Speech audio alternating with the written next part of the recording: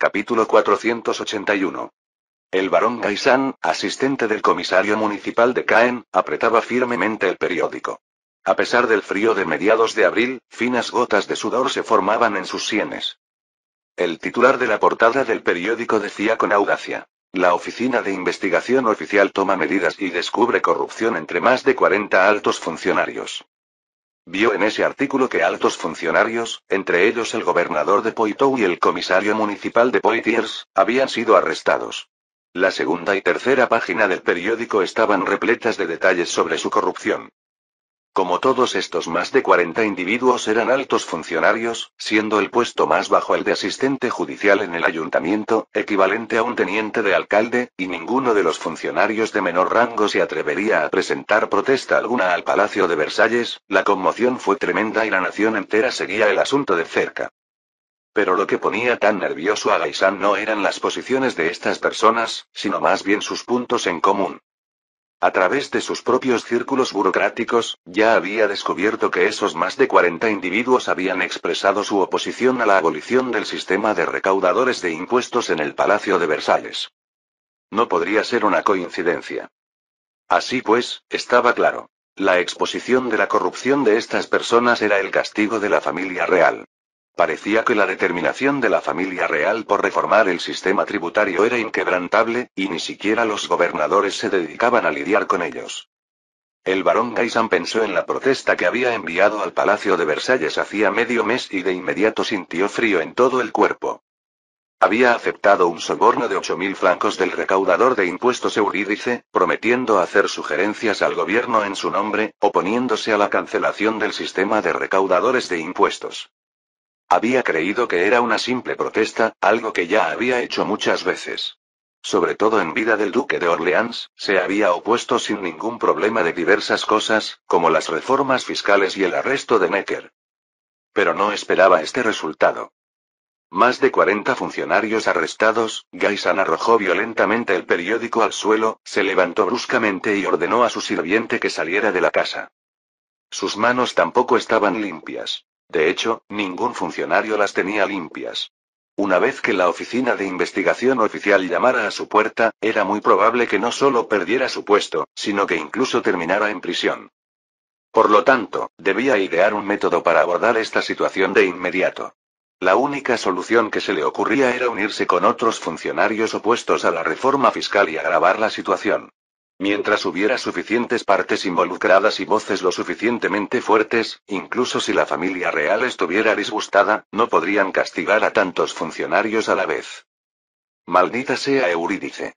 Maldijo, listo para salir por la puerta cuando vio a su mayordomo acercarse rápidamente y entregarle una carta.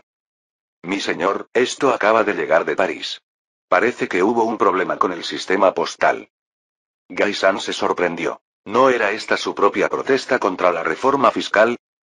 Abrió rápidamente el sobre y vio que la carta estaba intacta dentro. Una oleada de euforía lo invadió. Ya no formaba parte del bando antirreforma, y la Oficina de Investigación Oficial no iría tras él. Con la mayor rapidez se dirigió a la chimenea y arrojó la carta a las llamas. Después de pensarlo bien, inmediatamente volvió a su estudio, cogió una pluma y escribió una carta apoyando plenamente la abolición del sistema de recaudadores de impuestos, ordenando a su mayordomo que la enviara al Palacio de Versalles. La postura de la familia real era clarísima. No tomar partido ahora sería una completa insensatez. Comparado con los intereses triviales de los recaudadores de impuestos, conservar su cargo oficial era mucho más importante. En una lujosa villa en un suburbio sur de París, Ford discutía relajadamente sobre el capital fiscal del próximo año con algunos magnates de la Asociación de Recaudadores de Impuestos. Las ventas de bienes a Alemania y la costa mediterránea han aumentado considerablemente desde el año pasado.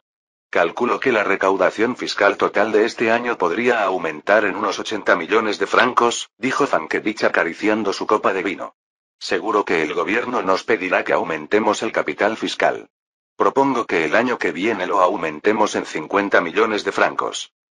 Ope negó con la cabeza inmediatamente. Está siendo demasiado generoso. Tenemos que recaudar impuestos en Luxemburgo y los Países Bajos del Sur, lo que aumentará considerablemente nuestros costes, así que el capital fiscal debería aumentarse como máximo en 30 millones de francos. Ford sonrió y dijo: solo necesitamos declarar menos impuestos de los que corresponden a este año. ¿Cómo podría el ministro de Hacienda saber cuánto han aumentado los ingresos fiscales? Por lo tanto, nuestra propuesta de negociación para el capital fiscal debería mantenerse igual, aumentando como máximo en... Mientras hablaba, su mayordomo de confianza llamó a la puerta y entró, ante lo cual mostró cierto disgusto. Señor Geoffroy, ¿hay alguna emergencia? Sí, mi señor. Mire esto. El mayordomo le entregó la última edición del Paris Commercial News. La expresión de Ford cambió drásticamente después de echar un vistazo al titular, arrebatando el periódico. La hija del austríaco ha sido tan audaz que arrestó a más de 40 funcionarios que se opusieron a la reforma fiscal. Le entregó el periódico a Ope. Tenemos que hacer algo rápido. Todos aquellos funcionarios detenidos se habían llevado su dinero, aunque habían sido sus subordinados quienes habían entregado los sobornos, pero aún así era mejor tratar de salvarlos. Ope se sorprendió un poco de que la Oficina de Investigación Oficial hubiera encontrado pruebas de tantos corruptos con tanta rapidez, pero pronto reveló una sonrisa. No se preocupen, solo son unas 40 personas. Hemos invertido millones de francos en este asunto, y se acumularán muchas más denuncias sobre el escritorio de Su Majestad la Reina. ¿De verdad va a meter a cientos de funcionarios en la cárcel? Fankedich también se rió. Eso haría que toda la burocracia de Francia estuviera con nosotros. Ford, desconcertado, preguntó: ¿deberíamos asignar más fondos para involucrar a más funcionarios? Su sugerencia es útil. Tras una breve discusión, decidieron destinar 200.000 francos más para sobornar a más funcionarios y agravar el asunto. Sin embargo, esa misma tarde, su informante en el Palacio de Versalles les trajo noticias. Su Majestad la Reina solo había recibido poco más de 40 exhortaciones, y debido a un fallo en el sistema postal, algunas cartas fueron quemadas en un almacén, mientras que muchas otras fueron devueltas a sus lugares de origen. Ope y los demás intercambiaron miradas, consternados por el inesperado giro de los acontecimientos. Esto limitó el grupo que se oponía a la reforma fiscal a unas 40 personas, lo que hacía más probable que los funcionarios posteriores se distanciaran de ellos inmediatamente.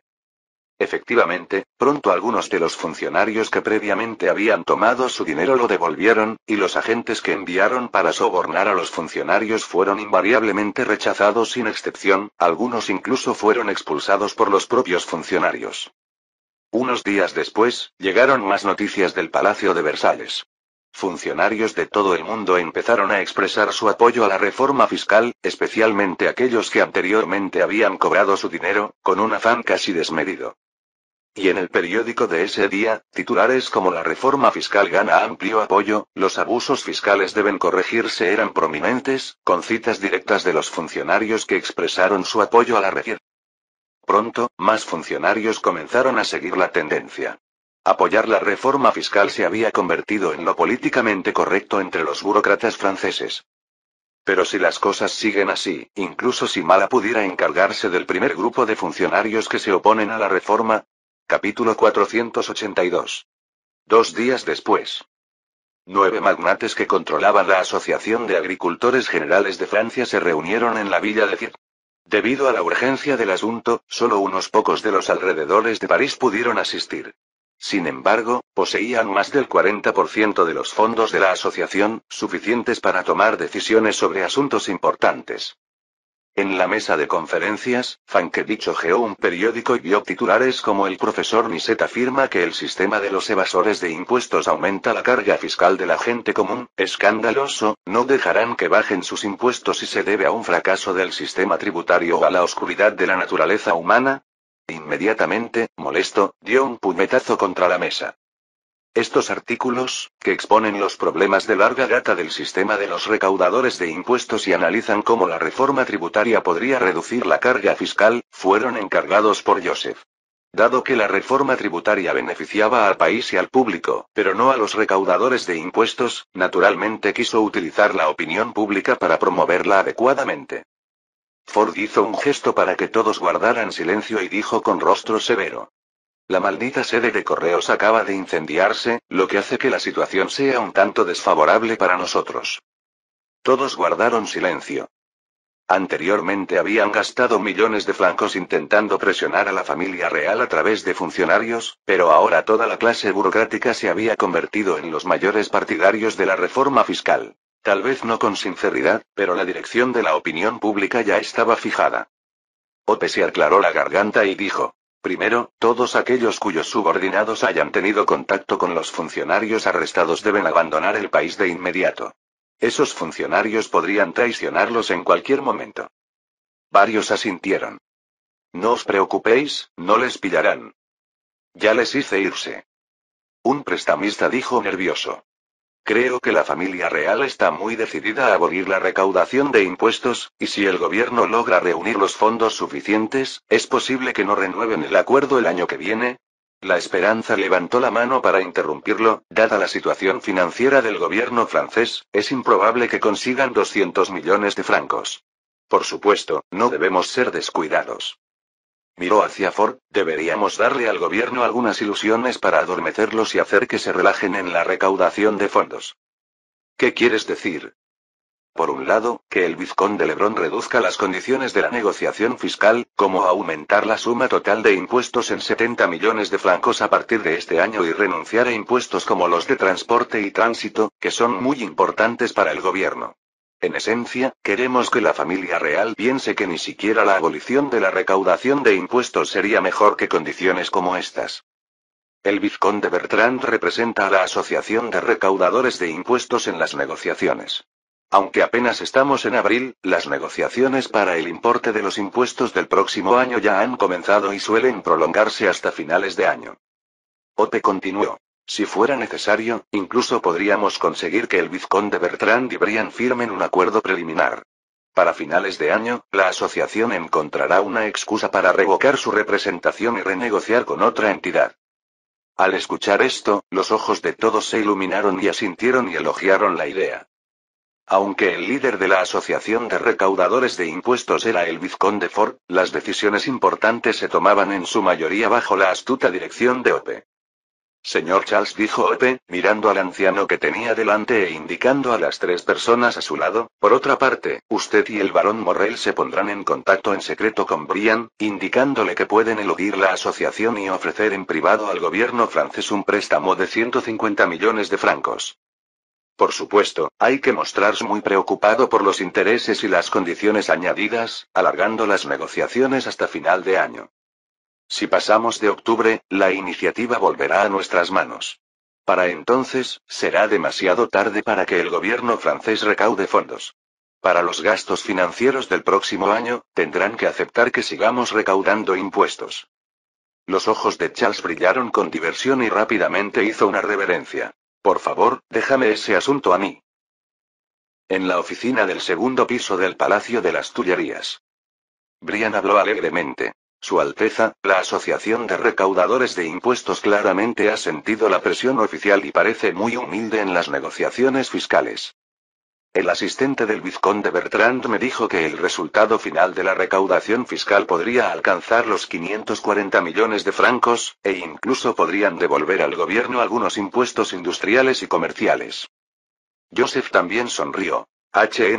Si ese es el caso, realmente son muy sinceros. Brian se inclinó hacia adelante con aire misterioso.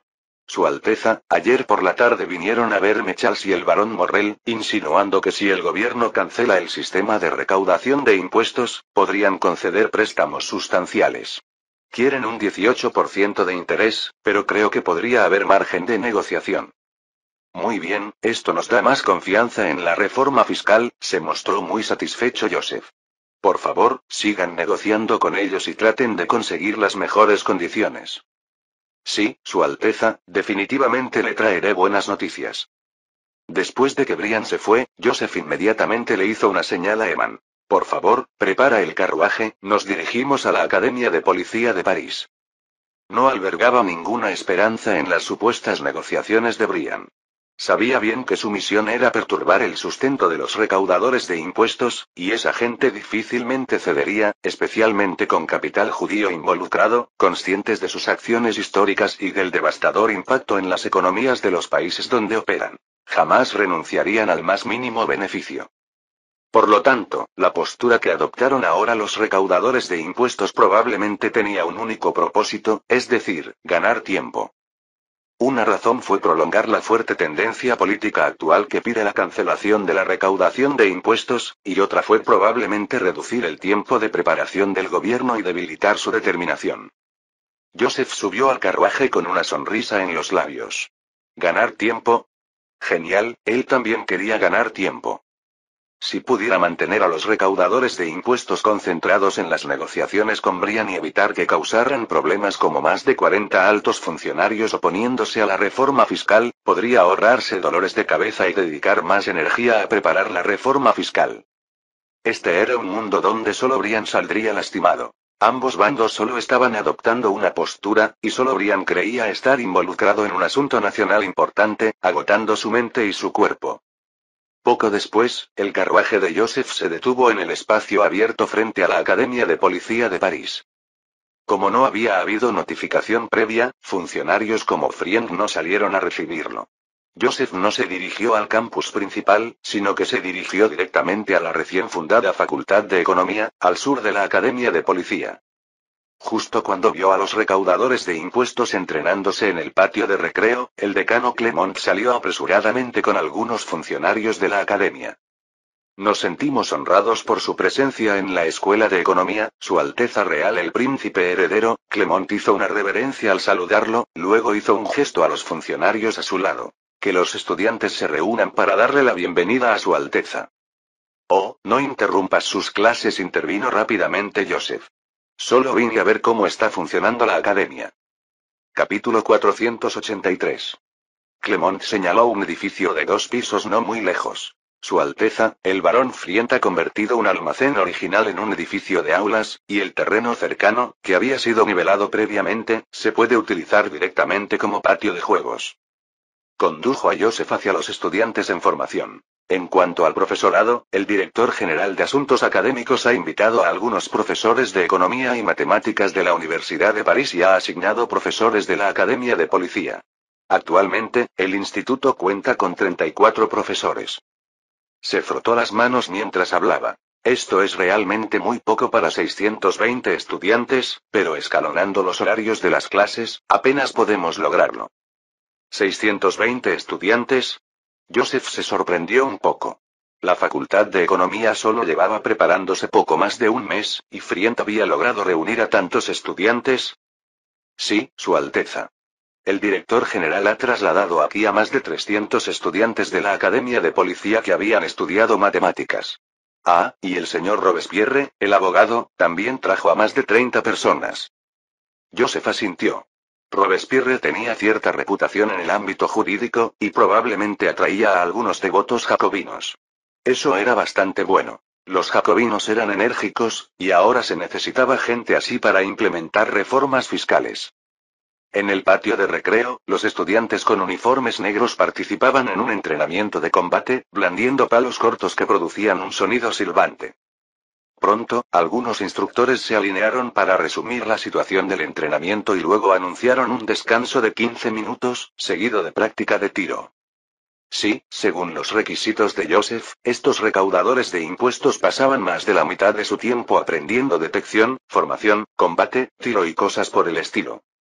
Tras graduarse, se convertirían en la fuerza principal de las oficinas tributarias de todas las regiones. El cálculo de las tasas impositivas y la preparación de informes podían estar a cargo de los empleados, pero los recaudadores, que a menudo lideraban equipos para inspeccionar y recuperar la evasión fiscal, necesitaban una sólida capacidad de combate. El sistema tributario inicialmente tenía un personal limitado, la Facultad de Economía debía tener capacidad para matricularse en 2 semestres y formar a unos 1500 graduados, por lo que una sola persona debía realizar el trabajo de varias. Cuando el personal fuera suficiente, Joseph planeó crear un departamento de policía fiscal, y estos recaudadores de impuestos capacitados podrían actuar directamente como comandantes de la policía fiscal. Como de costumbre, Joseph almorzó con los estudiantes de la Facultad de Economía durante la hora del almuerzo. Sentado a la mesa a su izquierda, Robespierre observó a Su Alteza Real el Príncipe Heredero, a él mismo y a los estudiantes comer la misma comida, charlando casualmente sin ninguna pretensión, y no pudo evitar entretenerse con un pensamiento que nunca antes había tenido. Tal vez el rey también podría conducir al pueblo hacia una vida mejor. Sacudió la cabeza vigorosamente, descartando inmediatamente la idea. Su admiración por Rousseau le hizo concluir que el autoritarismo nunca podría producir un reino racional. Sin embargo, inmediatamente pensó que si no fuera por el príncipe heredero, el sistema tributario limpio y justo que se esforzaba por crear no habría surgido tan rápidamente. Incluso si se estableciera un gobierno autorizado por el pueblo, probablemente no sería capaz de construir un sistema tributario tan racional. Al fin y al cabo, ¿qué es mejor? Sin darse cuenta, se había formado una grieta en sus firmes creencias. Pero Joseph no tenía idea de la lucha interna en la mente de Robespierre. Después de un breve discurso motivador a los estudiantes de la Escuela de Economía como su director, se apresuró a ir a la primera prisión nacional a 2 kilómetros de distancia. La Bastilla se ha convertido en un centro financiero, así que ya no quedan grandes prisiones en París, y la mayoría de los criminales están recluidos aquí. Además, la proximidad de la prisión general a la Academia de Policía de París mejora considerablemente la seguridad. Ya no es necesario destinar tantos soldados como antes, lo que también supone un ahorro económico. No tardó mucho en que Joseph, bajo la dirección del marqués de Launay, comandante de la prisión, ingresara en la prisión general. Aquí solo hay una docena de edificios. El cuerpo principal es una prisión rodeada por muros de más de 10 metros de altura, que probablemente alberga entre 300 y 400 reclusos. Sin embargo, sus cimientos están reforzados con granito, lo que dificulta la fuga tanto como la de la Bastilla. En realidad, la Bastilla solía estar vacía, pues antes ocupaba un terreno valioso cerca del centro de la ciudad. Era un enorme desperdicio y particularmente despreciado por los ciudadanos. Debería haber sido reubicada fuera de la ciudad hace mucho tiempo. En una sala de interrogatorios de piedra en el tercer piso de la prisión, Joseph conoció al sujeto principal de su visita, el conde de Norfolk, gobernador de Poitou, el funcionario de mayor rango entre los más de 40 oficiales enviados a prisión por la Oficina de Investigación Justa.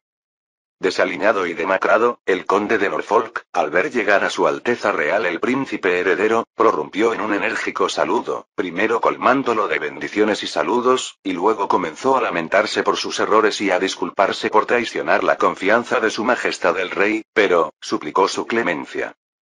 De hecho, según la ley francesa vigente, el rey puede indultar a cualquiera con solo una firma. El conde creyó erróneamente que la reina había enviado al príncipe heredero a reprenderlo, tras lo cual sería indultado. Joseph lo ignoró y, en cambio, se volvió hacia el marqués de Launay, diciendo: acabo de pasar por la celda de los nobles y me di cuenta de que el mobiliario sigue siendo demasiado lujoso. Como las finanzas del país andan ajustadas, deberíamos prescindir de todo excepto de las mesas y las camas. Y sería mejor que las celdas se convirtieran en habitaciones individuales, para que los prisioneros pudieran concentrarse más en la reflexión. Sí, Alteza, seguiré sus órdenes, respondió el marqués. El rostro del conde de Norfolk palideció. En la celda actual de 3 habitaciones, los pocos días que ya había pasado allí lo estaban volviendo loco. Si la convirtieran en una sola habitación y le quitaran todos los muebles y artículos de ocio, ¿qué diferencia habría con el infierno? Observó cómo el príncipe heredero hacía un gesto para que el marqués de Launay y todos los carceleros se marcharan, y luego se sentó frente a él, temblando y preguntando: ¿Su Alteza, tiene intención de...? Su juicio aún no ha comenzado, pero puedo afirmar que al menos será exiliado a Lorena, dijo Joseph mirándolo con indiferencia, y más probablemente a Trípoli. No quiero ir allí, por favor, ruegue a su majestad por mí, por favor. Joseph levantó la mano para interrumpirlo. Si muestras un comportamiento arrepentido, podría considerar interceder por ti. ¿Arrepentimiento? Sí, arrepentimiento. Me arrepentiré ante Jesús todos los días, de la mañana a la noche, lo juro. No, te equivocas. Necesitas demostrar tu arrepentimiento con acciones concretas. Joseph tomó la taza que tenía delante, como si oliera el té. Por ejemplo, denunciando a algunos de tus cómplices o cualquier hecho criminal que conozcas. Eso podría alejarte del norte de África. Norfolk se sobresaltó y preguntó con cautela. Su Alteza, ¿qué desea saber? Todo. Joseph le indicó a Eman que trajera papel y bolígrafo, cuanto más alto el cargo, mejor. Con tantos funcionarios involucrados en casos de corrupción y habiendo causado tanta conmoción la situación, tras tanto esfuerzo en su manejo, ciertamente no iba a desaprovechar las circunstancias. Aprovechando el interés continuo, comenzaría a implementar las reformas administrativas que había contemplado durante mucho tiempo. Ese era el enfoque adecuado. Capítulo 484. El cielo se oscureció gradualmente. El carruaje del príncipe heredero finalmente salió de la prisión general en Francia. Joseph se sentó en el carruaje, mirando la lista de más de 50 funcionarios que tenía en la mano, sonrió y se la arrojó a Eman. Por favor, ayúdame a mantener esto en el armario de desorden del estudio. Sí, Su Alteza. Joseph no necesitaba esta lista para purgar a los funcionarios. Aunque todas las personas de la lista estaban involucradas en corrupción e incumplimiento de deberes, no se habían opuesto a la reforma tributaria. Al menos por ahora, no era apropiado actuar contra ellas. Así funcionaba la política. El alcance del ataque debía estar bien definido, dejando claro a los funcionarios si estaban a salvo. De esa manera, quienes no estuvieran involucrados se distanciarían de los objetivos y apoyarían a la familia real. Si las purgas políticas se extendieran indefinidamente, los funcionarios entrarían en pánico y tomarían medidas para protegerse, lo que eventualmente podría desencadenar inestabilidad política. Por supuesto, utilizar esta lista para darles un golpe en la cabeza a los burócratas era perfectamente factible. Si no se les recuerda claramente a estas personas poderosas, olvidarán fácilmente quiénes son y quién es realmente el jefe. Al día siguiente, Joseph, acompañado de Fouché, visitó nuevamente la prisión general. Él personalmente visitó a un asistente del gobernador arrestado por mala, mientras que Fouché siguió sus instrucciones y fue a la celda del comisario municipal, Cassiton. Joseph tenía energía limitada y solo podía encargarse de funcionarios de nivel provincial. El resto, los pequeños detalles, quedaban en manos de la agencia de inteligencia, especialmente porque muchos funcionarios implicados no habían sido llevados a París, y él no podía viajar por todo el país por un asunto tan menor. Joseph estimó que después de amenazar a los más de 40 funcionarios, podría reunir material incriminatorio sobre miles de funcionarios. Actualmente, excluyendo el norte de África y Luxemburgo, Francia contaba con poco más de 10.000 funcionarios. Sin contar el sistema judicial y algunos cargos ceremoniales, esta cobertura ya superaba el 10%. Suficiente para iniciar la reforma burocrática que era necesaria. Joseph observó al asistente del gobernador de la provincia de Picardía documentando afanosamente el material incriminatorio, mientras planeaba en silencio en su mente. Primero, los funcionarios necesitaban un buen susto. Entonces, la familia real intervendría y ayudaría a los funcionarios indefensos. Estos caballeros, habiendo recibido la gracia, ciertamente no se negarían a ingresar a la universidad para ampliar sus conocimientos en administración y otras habilidades profesionales para recompensar a su majestad el rey. Joseph sabía que el sistema burocrático francés llevaba muchos años en funcionamiento y que la inercia inherente era enorme. Si implementaba directamente el sistema de exámenes de servicio civil como en el norte de África, probablemente provocaría una fuerte oposición de toda la clase burocrática, incluida la nobleza. Por eso tuvo que cambiar el enfoque. Se trataba de establecer la Real Escuela Francesa de Gestión Administrativa, presidida por el rey, lo que permitía a numerosos altos funcionarios matricularse en programas de formación superior. De esta manera, los funcionarios con inclinaciones académicas comenzarían gradualmente a dejar de lado a sus colegas con antecedentes no académicos, forzando a estos últimos a buscar también mayor educación. En ese momento se podrían introducir exámenes de ingreso. Aquellos que no pudieran aprobar los exámenes de ingreso, sin que la familia real moviera un dedo, sus compañeros con inclinaciones académicas los marginarían. Más tarde, iría evolucionando hasta el punto en que nadie podía entrar en la burocracia sin un título de la Escuela de Gestión Administrativa. Con el tiempo, incluso los puestos de nivel bajo, como los de oficinistas, secretarias y registradores, quedarían todos bajo la jurisdicción de la universidad. Para entonces, el examen de ingreso a la Escuela de Gestión Administrativa se habría convertido en el examen de acceso a la función pública francesa. Sin saberlo, se habría completado el paso más crucial de la reforma burocrática. Para que este plan funcionara, el mayor desafío fue conseguir que el mayor número posible de funcionarios ingresaran a la escuela. Y este caso de corrupción masiva le proporcionó a Joseph precisamente la oportunidad. Mientras Joseph reflexionaba sobre las reformas burocráticas, el carruaje se detuvo lentamente y Eman recordó: Su Alteza, hemos llegado a Notre Dame.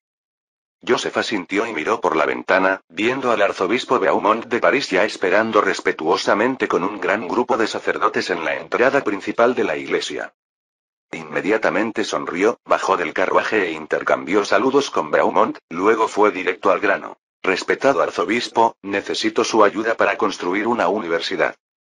Sí, cuando se trataba de cuestiones de educación, lo más adecuado era recurrir al Ministerio de Educación de Francia, la Iglesia Católica.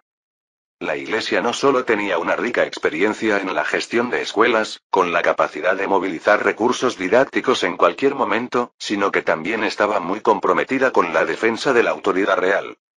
Además, la escuela de gestión administrativa no era como una academia de policía, donde uno podía simplemente instalar un almacén y un campo de entrenamiento en el desierto. La escuela de gestión administrativa representaba la cara visible del sistema burocrático francés. No podía escatimar en instalaciones necesarias. El arzobispo Beaumont resplandeció de alegría al instante. Que el príncipe heredero construyera una universidad significaba que la Iglesia manejaría fondos sustanciales, una oportunidad lucrativa poco común. Él asintió con entusiasmo y continuó: Su Alteza, es un gran honor servirle. ¿Podría saber qué tipo de universidad desea construir y su escala? La Real Escuela de Gestión Administrativa, dijo Joseph con voz familiar hacia la sala de recepción detrás de Notre Dame, diciéndole a Beaumont. Enseñará principalmente economía, administración, estudios sociales, derecho, ingeniería y similares. Claro que no con la misma profundidad que la de la Universidad de París. Todos los cursos deberían completarse en un año, o incluso 6 meses. Luego presentó brevemente la función principal de la universidad antes de agregar: en cuanto a la escala, inicialmente construir para 1500 estudiantes, pero reservar espacio para la expansión. El arzobispo Beaumont le indicó a su asistente que tomara notas detalladas y luego ofreció numerosas sugerencias para la fundación de la escuela. Finalmente, con una sonrisa, dijo: Su Alteza, el plazo que ha dado es demasiado corto, solo 3 meses, lo que podría aumentar considerablemente los costos de construcción. Joseph asintió con indiferencia. Entonces, tendremos que pedirle a la Iglesia que nos adelante algunos fondos. Ah, gracias, Su Alteza, respondió Beaumont inconscientemente, pero de repente se congeló, exclamando: Espere, Su Alteza, ¿dijo que la Iglesia adelantara los fondos? Esta universidad podría necesitar 500.000 francos para la construcción, ¿la Iglesia no puede reunir tanto dinero? Joseph le dio una palmadita en la espalda, inclinándose y diciendo: La Iglesia tiene una finca al este del río Sencia. Basta con remodelarla un poco y debería ser utilizable, no debería costar tanto y podría acelerar el progreso. Los ojos de Beaumont se abrieron de par en par, presa del pánico. Su Alteza, esto no es... Joseph sonrió misteriosamente, bajando la voz. Arzobispo, un gran número de funcionarios podrían ser investigados pronto, creo que podríamos permitir que algunas personas de la Iglesia ocupen algunos puestos. Esta reforma burocrática para Francia fue como una operación quirúrgica mayor. Joseph no podía prever los problemas inesperados que podría encontrar. Para mayor seguridad, decidió recurrir al apoyo de la Iglesia. A pesar de no ser tan dominante como durante la época de Luis XIII, la Iglesia aún poseía cierta influencia política. Al menos, con la participación de la Iglesia, podía evitar que se confabularan con el sistema burocrático. Capítulo 485. En cuanto a permitir la participación del clero en la política, esto tiene una larga historia en Francia. Hubo políticos destacados como el cardenal Richelieu en el pasado, y ahora hay ministros activos como Briand y Talleyrand. Así pues, asignar algunos cargos oficiales adicionales a la Iglesia no tendría grandes repercusiones en la escena política francesa. De hecho, históricamente, los clérigos que entraban en política casi siempre se convertían en puros burócratas y gradualmente se distanciaban de la Iglesia. Después de todo, el lugar donde uno se sienta determina su punto de vista. Es más, esta camada de clérigos que entraban a la política inevitablemente lideraría el camino para continuar su educación en la escuela de administración, su propia universidad establecida por la Iglesia. ¿Cómo no iban a apoyar su propia institución? El arzobispo Beaumont, al oír que se podían asignar cargos oficiales a la Iglesia, inmediatamente volvió a sonreír. Ayudar a Su Majestad el Rey a gobernar a sus súbditos es también un deber de la Iglesia. Él preguntó cuidadosamente. Su Alteza, aproximadamente cuántas personas se necesitan para los puestos, para que la Iglesia pueda prepararse con anticipación. Anteriormente, cuando se nombraba a clérigos para cargos oficiales, generalmente se debía al talento individual, elegido por el rey, y su número no era elevado. Sobre todo en puestos locales, era aún más raro que el clero ocupara ese cargo. Pero Beaumont era muy consciente de que esta vez habían sido arrestados más de 40 funcionarios, y todos eran funcionarios locales de alto rango. Una oportunidad verdaderamente rara para la Iglesia. Joseph lo miró y alargó el tono. Supongo que al menos 10 puestos. Entre ellos, habría puestos como asistentes de comisionados municipales. Dependiendo del ritmo de la escuela de administración, quizá podría haber más. Beaumont estaba encantado. La conversión de los bienes de la Iglesia para la construcción de la universidad no superaría los 200.000 francos. Bueno, los 500.000 francos anteriores incluían una parte para ellos, así que el acuerdo valió la pena. Él dijo con entusiasmo. Tenga la seguridad de que supervisaré personalmente la construcción de la escuela de administración política y me aseguraré de que esté satisfecho. Joseph continuó. Por cierto, todos los puestos que la Iglesia está renovando esta vez son los que dejaron vacantes funcionarios procesados por corrupción. También quiero aprovechar esta oportunidad para reformar el sistema burocrático y espero que la Iglesia coopere. Beaumont adoptó rápidamente una expresión solemne y clerical. Esos corruptos no entrarán al cielo. La Iglesia siempre ha inculcado al mundo las santas enseñanzas de Jesús, y uno de los 10 mandamientos es no codiciar la riqueza. La Iglesia condenará severamente sus crímenes esta vez y ensalzará el justo castigo que Su Majestad les ha infligido. Muy bien, asintió Joseph. Más adelante también habrá sucursales de la Escuela de Administración en Lyon y Burdeos, y la Iglesia podría tener que contribuir allí también. Una semana después. Casi 1000 personas se congregaron frente al Tribunal Superior de París, estirando el cuello y mirando a través de la verja de hierro. Hoy era el día en que el gobernador de Poitou, conde de Norfolk, iba a ser juzgado. Aunque no fue un juicio público, los periódicos habían hecho una publicidad masiva de antemano, e incluso la Iglesia había condenado públicamente 2 veces la reciente corrupción generalizada, por lo que el público estuvo extremadamente atento a los procedimientos del juicio, reuniéndose aquí temprano en la mañana para esperar el resultado. En la sala del primer piso del Tribunal Superior, el examinador jefe Dibor escuchó los gritos de duro castigo para los corruptores. Que venían de fuera de la ventana y se giró para mirar a Norfolk, que caminaba temblorosamente hacia el estrado de los acusados, suspirando profundamente.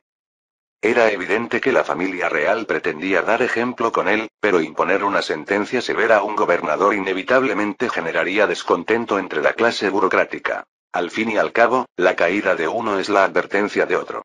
Es sabido que, en el pasado, un funcionario noble culpable de malversar tan solo unos cientos de miles de libras simplemente tenía que devolver la suma, y como mucho, era destituido de su cargo, sin siquiera interponer una demanda pública. Respiró profundamente, recitó la declaración inicial según el protocolo y luego comenzó el juicio. Todavía estaba reflexionando sobre cómo satisfacer a la familia real y dictar una sentencia más indulgente para Norfolk, cuando el fiscal ya había terminado la acusación pública y el abogado defensor comenzó a hablar. El abogado miró al gobernador de Poitou y luego se dirigió a Dibor. Señoría, mi cliente tiene algo que decir. Norfolk apretó los dientes e inmediatamente exclamó. Quiero hacer una acusación con la esperanza de reducir mi propia culpa. Recordó la lista que había entregado anteriormente al príncipe heredero. El primero es el barón Belante, el asistente financiero de Angulema, quien me sobornó con 8.000 levas para ayudarlo. Sus palabras hicieron que los más de 10 nobles en los asientos de los espectadores abrieran los ojos, demasiado sorprendidos para hablar. Tales acusaciones en los tribunales eran un tabú absoluto en el mundo burocrático. Con esto, Norfolk no solo ofendía al barón Belante, sino que se estaba granjeando el odio de toda la clase burocrática. A partir de ese momento, ya considerara una carrera en la burocracia, en los negocios o en la agricultura, mientras permaneciera en Francia, habría quienes lo perseguirían sin descanso, decididos a destruirlo. Sorprendentemente, Norfolk siguió con su actitud de desenfreno, y tras terminar con Belante, comenzó a revelar al asistente de la administración municipal de Angulema. Así, los nobles presentes escucharon con expresiones de asombro mientras el conde de Norfolk nombraba a una persona tras otra, habiendo perdido hacía tiempo la cuenta del número. En resumen, toda la escena oficial de la provincia de Poitou estaba destinada a derrumbarse. Las manos de Dibord temblaron levemente. ¿Por qué tuvo que suceder semejante cosa en su sala del tribunal? ¿Acaso estos funcionarios implicados por Norfolk se desquitarían con él? Dios mío, ¿quién soy yo? ¿Por qué estoy aquí? ¿Qué se supone que debo hacer? Escuchó varias horas de acusaciones hasta que finalmente declaró el receso del tribunal con la mente en blanco. La sesión continuaría al día siguiente. Entonces huyó de la sala como si hubiera visto un fantasma y se dirigió directamente al Palacio de las Tullerías. El secretario a su lado miraba fijamente las docenas de páginas de testimonio que había transcrito, sin saber qué hacer a continuación. Mientras tanto, en varias salas cercanas, se desarrollaba una escena similar. Funcionarios involucrados en actos de corrupción exponían frenéticamente a sus colegas. Tan solo esa mañana, al menos 200 funcionarios de alto rango estaban implicados. Cuando las noticias se difundieron desde el interior de la sala del tribunal, el exterior del Tribunal Superior explotó instantáneamente. Los periodistas, como lobos rapaces, se abalanzaron sobre los nobles que acababan de observar los juicios, gritando preguntas sobre la situación de los funcionarios expuestos, casi destrozándolos en el acto. Y el público estaba aún más indignado, clamando por ahorcamientos, enviar a los funcionarios corruptos al infierno y coreando los nombres de los funcionarios procesados, y comenzando a desfilar por las calles frente al Tribunal Superior. A medida que se difundió la noticia y se sumaron más ciudadanos, el número de manifestantes se duplicó rápidamente. Entonces alguien gritó: «Petición a Su Majestad el Rey». Y el desfile se dirigió inmediatamente hacia el Palacio de Versalles. Esa tarde, un periódico muy eficiente había recopilado los nombres de aquellos funcionarios expuestos ante el tribunal y los había impreso. La oficina de publicaciones de noticias había recibido instrucciones de Joseph hacía tiempo y tales noticias recibieron luz verde en todo momento. En el segundo piso del Palacio de las Tullerías. El presidente del Tribunal Supremo, Dibord, entró en el despacho del príncipe heredero con el rostro pálido. Olvidó hacer una reverencia y exclamó: «Su Alteza, esto es grave, muy grave». Norfolk implicó a más de 40 personas en el tribunal, no, quizás a 50. Joseph, sin embargo, simplemente le sonrió. «Su Excelencia, el presidente del Tribunal Supremo, si no me equivoco, tiene otro juicio esta tarde, ¿verdad? Ah, por favor, siéntese y tome una taza de té. Luego debe regresar pronto». Fin del capítulo 485.